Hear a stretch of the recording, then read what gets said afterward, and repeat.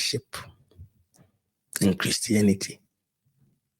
Now, homosexuality among the Greeks, just look at the pictures. And we still have to cover some things. Yeah, you forgot one. We don't want to see anybody boys. And pay attention, you see, pay attention. Look at the Egyptian images, the ones that were made in Africa, and compare it to the Grecian one. The Grecian ones, they're always naked. They are always exposing sexual objects. And as for you think this is art. That's you. It's an art. You don't know what they are showing you, why they are doing it. And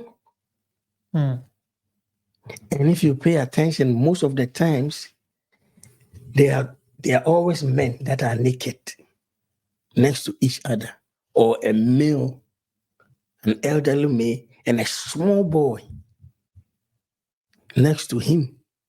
And to you, oh, it's an art. Oh, wow, I want to visit this museum. Did you see the art? You are sick.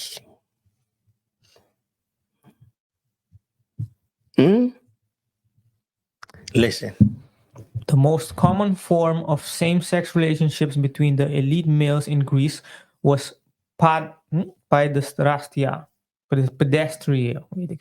It was... Which later on became pedophile. It changed names, terms.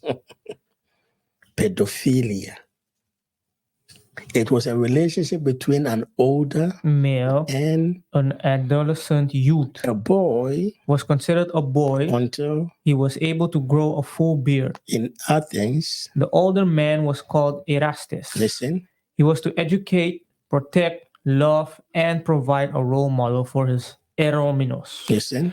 Whose reward for him lay in his beauty, youth, and promise. Listen. Such a concept is backed up by archaeological evidence experts have found throughout the years, such as a bronze plaque of an older man carrying a bow and arrow while grabbing a younger man by the arms who is carrying a goat. Listen. Furthermore, the boy's genitals are exposed in the plaque. Thus, experts interpret So just this. look at all, that's what I told you, look at all the images they present to you from Greece. The attention is on the private parts. And it's always a boy and a man. And sometimes a man and a beast. And this, so that's why Revelation 6, it only spoke about that empire, because that is what will be transferred to the empire after it, and then to us. So if you look at it, then the Romans came, did the same thing. And in our generation, they are doing the same thing.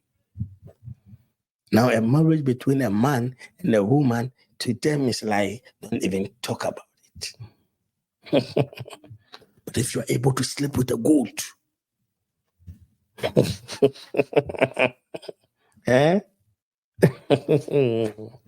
let's look at Alexander the Greek himself. Listen. Alexander the Great had a close emotional attachment to his companion. Listen. Cavalry commander Hipparchus and childhood friend. Listen. Hephaestion. So all that he's telling you that Alexander the Greek was a batty boy. He died of HIV/AIDS. You know, they don't talk to you about those things. And this is the picture between them. You see them two, butt naked. What do you think they are going? They are not. First, they will sodomize these beasts before they eat them alive.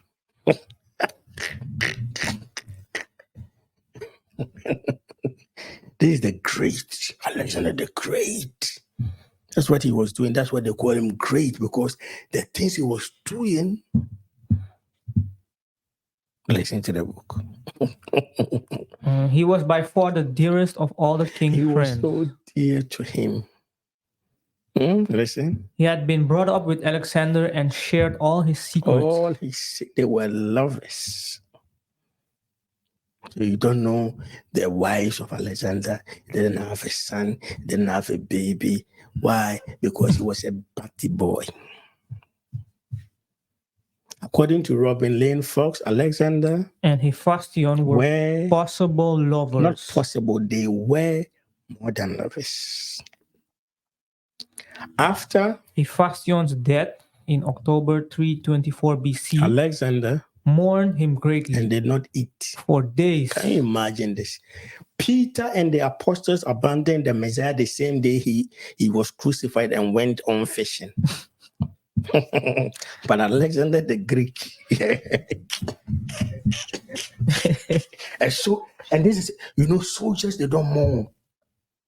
When someone is killed, you move on. But when this guy died, Alexander did not eat for days. And according to sources, this was even what led to his death. He was so obsessed with the behind of this guy that he went bananas. Tender fire. Listen to the book. Alexander held an elaborate funeral for Hephaestion at Babylon. And sent a note to the shrine of Ammon, which had previously acknowledged Alexander as a god, asking them to grant Hephaestion divine honors. The priest declined, but did offer him the status of divine hero. Alexander died soon after receiving this letter. You see, it killed him. Listen. Mary Reynolds suggests that his grief over Hephaestion's death had led him to be careless with his health. He already had HIV. Instead of him to pay attention and get treatment, this news broke him. It killed him. This is Alexander the Greek.